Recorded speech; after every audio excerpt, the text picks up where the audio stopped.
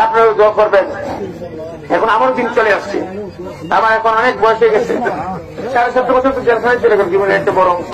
যখন এমপি ছিলাম আমি ছিলাম কনিষ্ঠ এমপি, যখন মন্ত্রী হলাম কনিষ্ঠ মন্ত্রী, এখন আমি একটা বুড়া লোক হয়ে বেরিয়েছি।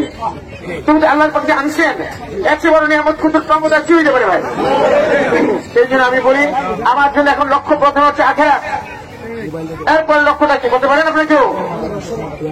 আমার এই 3 এলাকার জনগণের প্রতি এক জনসেবা, এটাই হচ্ছে আমার লক্ষ্য। তারপরে লক্ষ্য হচ্ছে আমার পরিবার পরিজন।